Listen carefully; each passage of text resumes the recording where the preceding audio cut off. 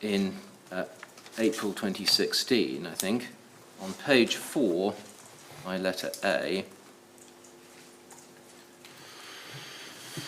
when being asked about giving proofs, you said this: "I'm not going to jump through everyone's fucking hoops. Bullshit from Maxwell that we've had to pay money to get bloody disproven because the code's fucking out there. I'm not doing this every fucking time.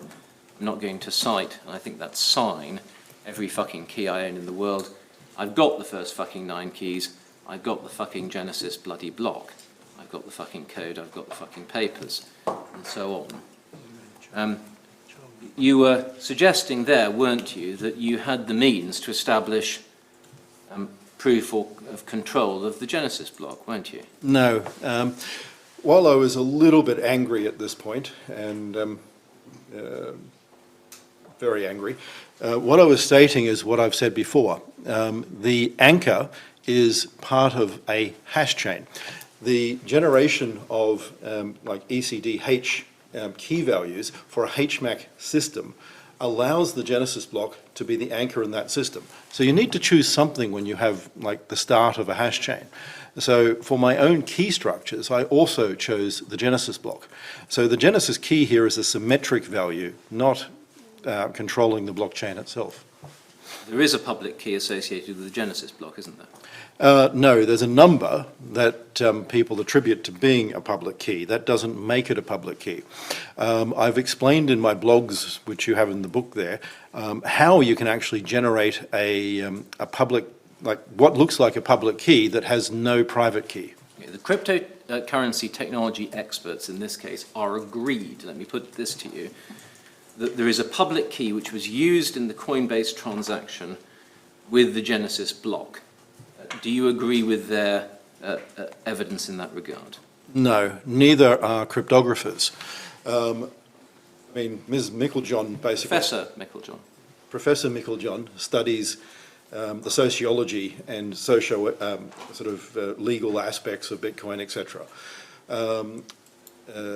Dr. Gao looks at other aspects of scalability in Bitcoin. Neither have studied cryptography in any real depth. What I will note is saying that something is a string of numbers doesn't make it a key. Now, while you can take any string of numbers and say that it is a key, that doesn't mean that you can actually get a private key from it. Well, I'll put it to you again, there is a public key associated with the Genesis block used in the Coinbase transaction, and the real Satoshi would not have made the mistake of saying that there is no public key associated with the Genesis block. Firstly, I am the real Satoshi, and secondly, I'll give you an example. I wrote about Wormhole. Wormhole was a system to burn Bitcoin. In it, the addressing structure created hashes that linked to unknown keys. Now, in doing that, what they were saying is we can create something that is provably not spendable.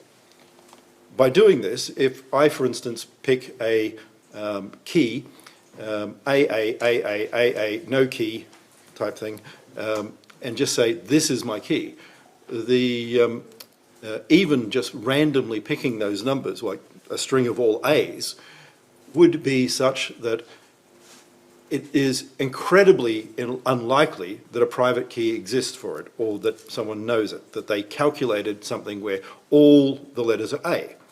Now, you can provably do that at the same time. I did the provable way, but it would even be possible to make what looks like a public key, like people use the term dead beef, dead beef, dead beef, and things like this, in hex, and it's not actually a public key.